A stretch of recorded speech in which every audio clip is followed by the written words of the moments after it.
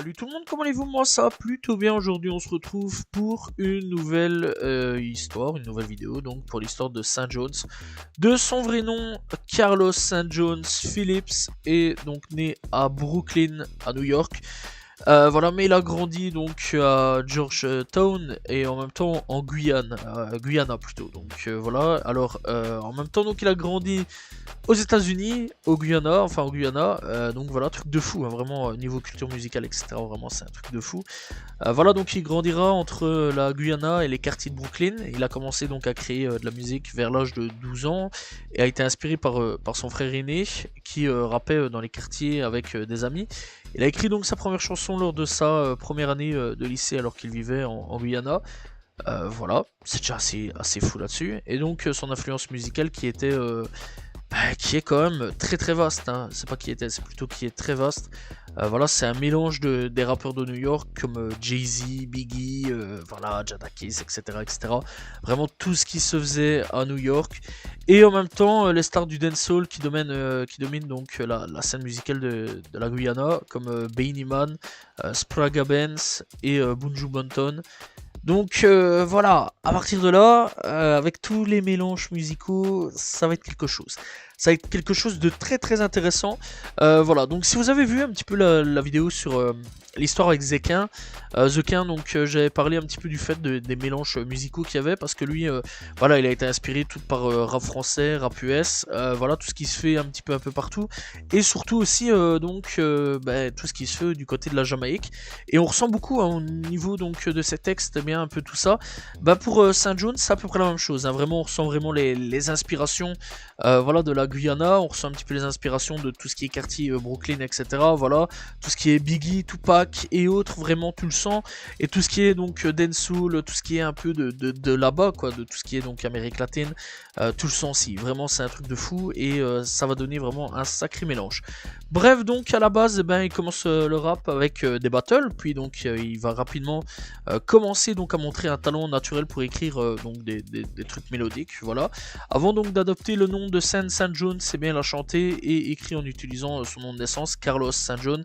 Voilà, il faut savoir qu'il a aussi différents pseudos, il a vraiment plein de pseudos différents, voilà, au cours de sa carrière. Et donc en 2010, il publie son premier projet du nom de In Association, sorti donc le 25 décembre 2010. C'est un projet de 14 titres.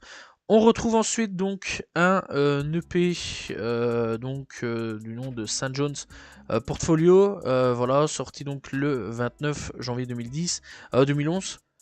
Donc voilà, et bref, donc c'est un projet de 12 titres, aucun featuring présent dessus, et donc voilà, dans l'ensemble. Alors il faut savoir donc pour l'ancien titre, enfin pour l'ancien projet, donc on retrouve un featuring avec Brooke Young, voilà, donc pour le projet précédent, et on retrouve des titres comme Perfect, Good Morning, Forever, voilà, et Building My Empire. Le projet par contre n'est pas sur les plateformes, mais il est trouvable par contre sur YouTube. Voilà, donc ça c'est quand même plutôt intéressant. Et donc avec de St. Jones Portfolio, voilà, donc c'est un 12 titres, pas de feat, et on retrouve des titres comme Water, Happy et Walk Away. Même chose pour ce projet là, il est pas trouvable sur les plateformes, mais juste sur YouTube, donc il est trouvable assez facilement. Donc vous tapez en gros St. Jones avec le nom d'album et vous trouverez assez facilement. Il y a toute une playlist des deux projets, il y a une playlist chacune, l'un et l'autre. Bref, donc il ne tarde pas à se faire repérer par Zach Katz, qui est donc un célèbre agent des nicheurs de talent. St. Jones, donc, du coup, va pas faire de la musique. Non, du tout. Faudra patienter. Faudra vraiment être très patient.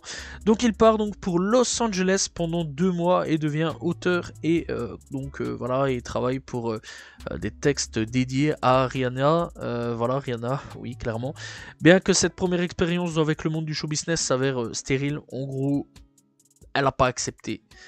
Voilà, on aurait pu avoir des textes de St. Jones, mais non, elle n'a pas voulu. Du coup, vu cet échec, il décide de reprendre ses valises, direction New York, et il repart.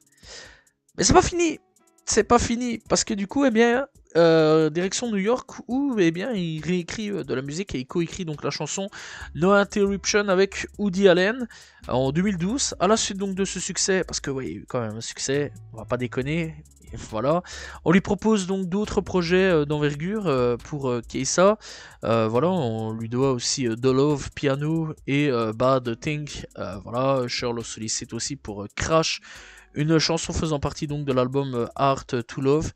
Voilà, tandis que Dot est une création de Gorgon City et travaille aussi avec Nico et Vince, entre autres. Voilà, il a travaillé avec plein de gens. Donc, vraiment, à partir de là où il se fait repérer jusque 2015-2016, il va écrire. Vraiment, charbonnage. Il va faire que écrire. Que écrire des textes pour plein d'artistes totalement différents. Voilà, et c'est pas forcément non plus son style de musique. Hein. Lui, c'est plus le rap. On le rappelle, voilà, le rap, la dancehall. Mais là, il va partir un petit peu sur des musiques un peu plus tout ce qui est R&B, musique un peu mainstream, etc. Donc voilà, il va vraiment partir sur tout ça. Ça va être totalement différent un petit peu de sa carrière, mais c'est pas fini pour lui. Puisque donc, 2016, St. Jones de retour, à partir donc de 2016, eh bien, finit son ancien nom de scène. Il prend enfin celui que l'on connaît tous, St. Jones. Voilà, et donc en 2016, il sort donc sa première chanson sous le surnom donc, de St. Jones, intitulée, on va le dire en français, 1999 ou 1999, si je me trompe pas. Il a donc suivi avec donc 2 autres chansons en 2016, Roses, qui sera un énorme hit planétaire. Voilà, il faudra un petit peu du temps pour exploser correctement. Il va y avoir des remixes, mais ça on va en reparler un petit peu après. Et Reflex, fin 2016. Donc l'artiste est alors annoncé pour faire la première partie des concerts de Post Malone. On rappelle, Post Malone, c'est là où il explose, vers SoundCloud. Pour sa tournée, donc voilà, et donc l'année suivante, eh bien, elle continue à produire ses propres morceaux, notamment Some Night. Très vite donc son style s'axe donc autour du hip-hop, du R&B contemporain, voilà, et encore un petit peu l'influence dancehall et bien d'autres, puisqu'on rappelle donc que il a écrit des textes R&B, il a fait des trucs un petit peu autres et divers au cours de sa carrière. Un trio d'influences qui lui permet donc de varier ses textes et ses sonorités tout en donc mettant en valeur sa voix de crooner. À noter que le rappeur est aussi guitariste, donc ça ajoute quand même quelque chose un petit peu en plus.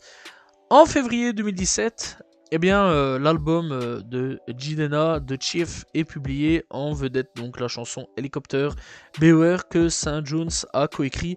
Le mois suivant, donc St. Jones publie une autre chanson originale donc du nom de Tribello. En octobre de la même année, il a joué dans 2 festivals, les Rolling Loud, connu, et donc l'Experience Voodoo aussi, donc voilà. Il a également sorti donc une autre chanson dans la foulée du nom de Hermès Freestyle. En février 2018, eh bien, St. Jones publie I Heard You Got Too Late Last Night en début du mois de mars, et donc il sort la chanson Albino Blue, et le 30 mars 2018, son premier album est publié. À cette époque, donc, les chansons déjà publiées sur l'album avaient accumulé 50 millions de streams sur diverses plateformes. On est un petit peu plus, j'imagine, actuellement. En plus de travailler sur donc de la musique et donc une tournée en soutien à la collection One, St. Jones a été donc embauché par Gucci comme modèle pour sa campagne Guilty aux côtés donc d'Asuwa Egiwi. J'espère que j'ai bon là-dessus au niveau de ma prononciation. Revenons donc un peu sur l'album Collection One. Donc ce projet contient 13 titres, un featuring avec Janelle Kroll, et donc on retrouve des titres comme Lost, God Bless, The Ratchet et Some Night. Voilà, bon projet, bon début on va dire projet, moi personnellement j'ai assez bien apprécié dans l'ensemble. Voilà. Bref, donc, afin donc d'appuyer son originalité et l'engouement de ses textes, l'œuvre de St. Jones trouve également son inspiration dans l'imagerie religieuse. Et oui, parce que il est croyant, voilà. Et eh bien l'iconographie chrétienne. Voilà, donc il est chrétien. Voilà, d'ailleurs on va retrouver beaucoup de croix chrétiennes dans ses pochettes d'albums, etc. Dans ses clips, vraiment beaucoup de trucs chrétiens. Voilà. Donc l'artiste accentue ainsi donc le contraste entre donc les valeurs et les mœurs contemporains tout en développant le clivage entre matérialisme et spiritualité. En 2019, il poursuit l'exploration de ces thématiques et en développe d'autres à travers donc son nouvel album Ghetto Lenny's Love Song, un projet de 14 titres. On retrouve donc en featuring Meek Mill et Lil Baby, A Boogie with Daoudi et Lenny Kravitz. D'ailleurs, pas trop étonné, Lenny Kravitz, très bon artiste. Ça dit en passant, c'est pas du tout du rap, mais vraiment très très bon artiste que je conseille vraiment d'aller checker. Voilà, et il y a sa fille aussi qui est dans le cinéma, pour ceux qui veulent savoir. Petite anecdote. On retrouve donc des titres comme Trap, on retrouve aussi Borders et High School Reunions. Voilà, très bon projet. Moi j'ai bien apprécié dans l'ensemble. Je conseille vraiment d'aller checker. Voilà, et encore une fois, la cover est vraiment belle. D'ailleurs, les covers de St. John sont très très belles. En avril donc 2020, le single Roses de St. John atteint donc la première place des charts. Voilà, ainsi que au niveau donc des UK, voilà, donc Angleterre, où ça atteint donc le single charts en Angleterre. Je vous l'ai dit, ça a pris du temps pour péter cette musique là, mais elle a pété, voilà, il a fallu un petit temps, mais elle a réussi à péter. Donc ça a explosé par la sortie donc aussi du remix d'Imambek. La chanson a ensuite reçu 2 autres remixes avec Future et J Balvin. D'ailleurs Future, il y a un clip, J Balvin je ne sais pas, il faudrait que j'aille rechecker, mais Future il y avait un clip. Respectivement tout ça au début du mois d'octobre 2020. St. Jones donc a été permis aussi les artistes qui ont joué en direct pour les... Enfin il a été parmi donc les artistes qui ont joué en direct pour le Billboard Music Awards 2020. Et donc la suite de succès de Roses, le 23 octobre 2020, il publie le clip du single Georges, qui donc sert de single pour son 3e album studio, While the World Was Burning. Donc le 26 octobre, il a révélé l'illustration de l'album, la liste des pistes, voilà, tout ce qui y aura présent, et donc la date de sortie. Au 20 novembre 2020, le projet contient donc 13 titres. On retrouve des featuring avec Future, DaBaby, A Boogie with Daoudi, encore une nouvelle fois, Lil Uzi Vert, Kanye West, ou Kanye, voilà, avant qu'il pète des câbles, voilà, JD, Black et Kelani. On retrouve donc des titres comme Freedom, Is Princess, Pray For Me, et donc voilà, et Time for Diamonds. En 2021, alors bon, après 2020, j'espère que vous avez apprécié les projets parce qu'il faudra attendre très très longtemps. En 2021, il va sortir que 3 titres, pas de projet, pas de mixtape, ni EP, juste 3 petits titres. Voilà, le premier s'appelle donc Just Form en featuring avec SZA. Voilà, il sera ensuite invité par Tiny et Wandal pour le titre Citevas et sortira The Best Part of Life. En 2022, même chose, que 3 titres, For the Squadron, il sortira aussi de Best Part of Life, voilà, et dans l'ensemble, ça c'est triste, hein, voilà. En décembre donc 2022, et donc St. Jones et London on the Track publient The Stadium en tant que premier single pour leur prochain album qui devait être un album collaboratif qui ne verra jamais le jour. Voilà, on a un titre, soyez contents. Et c'est tout, c'est tout ce qu'on aura.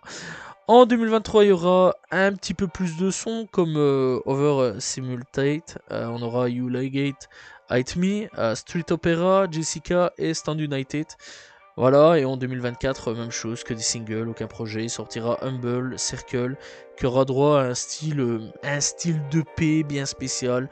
C'est juste le titre Circle, donc qui sera remixé plein de fois, où il y aura des feats d'ailleurs aussi, où on retrouvera Lucky Luke ou Rourke. Voilà.